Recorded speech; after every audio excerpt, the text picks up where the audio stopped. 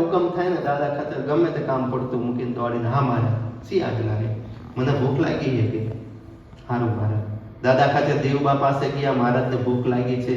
દેવબા કે ઉભા રહ્યો, હું રોટલો બનાવી દઉં. રોટલો ગરમા ગરમ બનાવી દીધો, દહીંનું સરસ મજાનું એ દોણું લાવીને મહારાજને કે લ્યો મહારાજ જમો. અને મહારાજે વતું કરાવતા જમો. વિચાર તો કરો, સંશય પણ ન થાય કે મહારાજ આ સ્થિતિમાં જમાય નહીં, શાંતિથી તમે નહીં ધોઈને ફ્રેશ થઈ જાઓ પછી તમને જમાડી નહીં. મહારાજે કીધું એટલે તરત જ, એમાં કોઈ સંશય નહીં.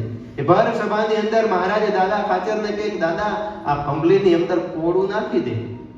તો ફંબલી બહુ જૂના હશે, એમને જોઈ હશે, નીચેથી આમ મોટી હોય ને ઉપર આમ આંકડું હોય, અને કોળું કેવડું મોટું હોય, આવડું મોટું તરબૂચ જેવું પેટી જેવડું કોળું હોય. તો એ લઈને ભર સભામાં દાદા ખાચર એ બે પગ વચ્ચે ભંગલી રાખીને અંદર કોળું નાખે. તો એમાં સુરા ખાચર એ દાદા હું કરે કે અરે આપા આમાં કોળું નાખવું, અરે દાદા આમાં જતું હશે ના, મહારાજે કીધું એટલે આમાં જરૂર જતું હશે પણ મને આવડતું નથી. વિચાર તો કરો, કેવી સ્થિતિ! એક પણ વાક્ય મહારાજ ઉથાપે નહીં. એ મહારાજ એમ કહે કે અમારે અહીંયા રહેવું નથી. સારો એ પરિવાર મહારાજ પાસે આવીને વિનંતી કરે કે પ્રભુ કેમ નથી રહેવું? તો કે કાલ સવારે તમે અમને આ દરબારગઢમાંથી કાઢી નાખો, અમારે જાવું ક્યાં? અમારે નથી ઘર કે નથી બહાર, જાવું ક્યાં કે અમારે? માટે કંઈક લખાણ કરી આપો. તે લખાણ કરી આપ્યું. પછી સારું કે હવે તમને આ દરબારગઢમાંથી રહેવાનો કોઈ હક નથી, તમે નીકળી જાઓ. એ વખતે દાદા ખાચરની ઉંમર બહુ નાની, એટલે મહારાજ કે બધાય તમે અહીંથી નીકળી જાઓ. સવારે સૂર્ય ઉગ્યા પહેલા ચાલી નીકળવું કે તમારે બધા કોઈ દરબારગઢમાં રહેવું નહીં. જીવબા કે હારું મહારાજ, જેવી તમારી આજ્ઞા.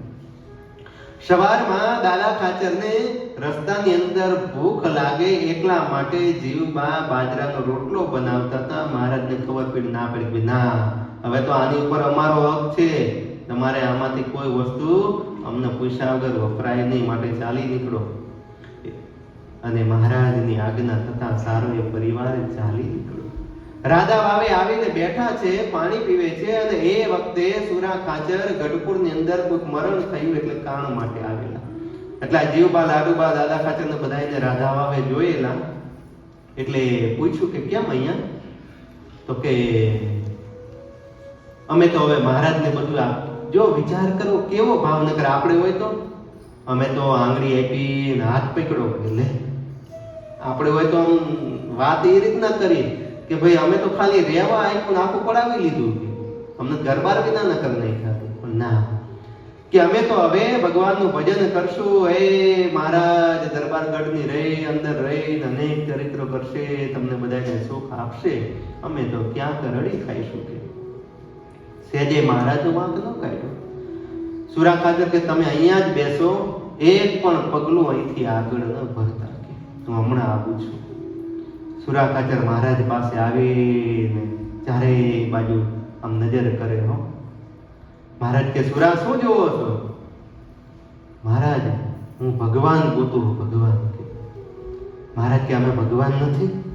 મહારાજ તમારામાં ક્યાં ભગવાન જેવું કાંઈ છે? ભગવાન હોય તો કેટલા દયાળુ હોય, કે ભગવાનની અંદર દયા હોય, કે એટલે દયાના સાગર કે છે, તમારામાં દયા નથી. કે સુરા ખાચર કેમ આમ બોલો છો? અરે મહારાજ તમને પેલા આખો પરિવાર તમને સમર્પિત હતો અને એમને તમને દરબારગઢ લખી આપ્યો ને એને કાઢી મૂક્યા. કે મહારાજ કે અમે ક્યાં કાઢ્યા? કે મહારાજ જાણું તમને કે આવી પરીક્ષા ન લેવાય કોઈની. કે નાજા જોગિયા બાજુમાં હતા, મહારાજ કે બોલાવી આવો. કે જાઓ. નાજા જોગિયા મારતે ઘોડે આવીને રાધા વાવે જીવબા લાડુબાને કહે છે કે મહારાજ તમને બોલાવે. અને એ વખતે જીવબા લાડુબા કહે છે કે તમે સમ ખાવ તો જ અમે પાછા આવી. તો કે મહારાજના સમ, બસ કે તમને મહારાજ બોલાવે છે. કે મહારાજ ન બોલાવે ને અમે જઈને તો મહારાજ નારાજ થઈ જાય તો વિચાર તો કરો તમે, કેવો ભગવાન પ્રત્યે પ્રેમ હશે. અને આવ્યા જીવબા લાડુબા. પછી મહારાજ બોલો શી આજ્ઞા છે? આ લખાણ છે ને કાચું હતું, પાકું કરવા માટે બોલાવ્યા. તામ્રપત્ર ઉપર લખી દો કે કાગળ તો ફાટી જાય, પલળી જાય કે ભૂસાઈ જાય, તામ્રપત્ર લખી દીધું. પછી મહારાજ કે હવે તમે પરીક્ષામાંથી પાસ થયા. અને પછી મહારાજે વચન આપ્યું કે હે દેવબા, લાડુબા, દાદા ખાચર, અમે આ ગઢપુર છોડી અને ક્યાંય જશું નહીં.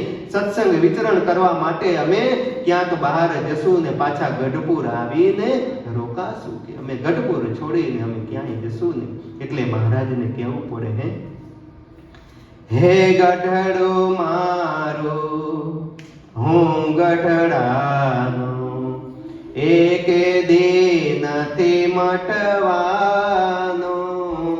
ગઢડું મારું, હું ગઢડાનો, એક દી નથી મટવાનો. ત્યારે સ્વામિનારાયણ ભગવાન કહે કે ગઢડું મારું, હું ગઢડાનો, એક દી નથી મટવાનો. એક પ્રસંગ કહું ને પછી આપણે આજનો જે બીજો પ્રસંગ છે શરદ પૂનમનો, એની કથા લઈ. એક વખત ભગવાન ઘેલા કાંઠે સ્નાન કરવા માટે ગયેલા અને ઝરમર વરસાદ ચાલુ હતો. સાથે જીવા ખાચર આદિક ભક્તો સંતો હતા. અને એ વખતે કોઈ યાત્રાળુઓ એ વરસાદની અંદર પલળતા હતા. અને આ દ્રશ્ય જ્યારે સ્વામિનારાયણ ભગવાને જોયું ને ત્યારે જીવા ખાચરને કીધું કે જીવા ખાચર, હા મહારાજ, આ યાત્રાળુઓ જો બચારા કેવા પલળે છે, રહેવા માટે આશરો નથી, જમવાનું શું કરતા હશે, માટે એક ધર્મશાળા બંધાવી દઈ તો બહુ સારું છે. અને એ વખતે જીવા ખાચર કે મહારાજ, એવા તો કેટલાય રખડે કે એના માટે થોડી ધર્મશાળા બંધાવાય કે. કારણ કે આમ શું જીવા ખાચરને થોડીક ઈર્ષા રહેતી હતી. મારે જે વચનામૃતમાં કીધું ને કે મત્સર ને ઈર્ષા, ઈર્ષા કઈ રીતે આવે કે પોતાનાથી કોઈનું સારું દેખું ન જાય, એને ઈર્ષા. જીવા ખાચર ભગવાન માનતા, સંતોને પૂજતા, સંતોને પોતાના ઘરે રાખતા, પણ જીવા ખાચરને એવું હતું કે મહારાજ મારા ઘરે રહે, સંતો મારા ઘરે રહે, ગમે તેટલો 1 થી લાખ રૂપિયાનો ખર્ચો થાય તો હું ભોગવવા તૈયાર છું, પણ મારા ઘરે રહે. એટલે આ ઈર્ષા રહેતી. એટલે સ્વામિનારાયણ ભગવાનને બતાવું તું જીવા ખાચરને. વારે વારે કહેતા કે જો દાદા ખાચરના પરિવારમાં સ્વામિનારાયણ ભગવાન બંધાઈ ગયા કે મહારાજને બતાવું તું કે અમે કેમ બંધાણા છીએ, કેમ અમે રહ્યા છીએ. અને એ વખતે મહારાજ નાઈ અને દરબારગઢની અંદર આવ્યા. અને એ વખતે દાદા ખાચરને કીધું કે દાદા ખાચર, અમે ઘેલે સ્નાન કરવા માટે ગયા હતા ને એ વખતે યાત્રાળુઓને જોયા પલળતા હતા, એટલે એના માટે આપણે એક ધર્મશાળા બંધાવી તો બહુ સારું. ત્યારે દાદા ખાચર કે હા મહારાજ, ધર્મશાળા બંધાવી તો બહુ સારું, એમને આશરો મળ્યો. પણ મહારાજ ધર્મશાળા બંધાવવામાં તો વાર લાગશે, ત્યાં સુધી બચારા શું કરશે, ક્યાં જશે કે. મહારાજ કે એ વાત સાચી, શું કરશું, તો આપણે તો બીજું કાંઈ ઓરડા તો હે નહીં ખાલી કે. ત્યારે દાદા ખાચર કે મહારાજ તમે ચિંતા કરોમાં, મારો ઓરડો છે ને એ મારો ઓરડો હું ખાલી કરી દઈશ. અને ત્યારે મહારાજ કે પણ તમે ક્યાં જશો બધા? ત્યારે દાદા ખાચર કે મહારાજ હું સંતોની ધર્મશાળામાં જતો રહીશ અને મારા ઘરના છે એ જીવબા ભેગા રહેશે, અને આપણે યાત્રાળુઓને મારા ઓરડાની અંદર નિવાસ કરવા માટે દઈશું, જ્યાં લગી ધર્મશાળા ન બને ત્યાં સુધી. અને ત્યારે જીવા ખાચરને મહારાજે કીધું કે જીવા ખાચર, એટલે અમે અહીંયા બંધાઈને રહ્યા છીએ કે એક પણ વચન આ પરિવાર મારું થાપતો નથી.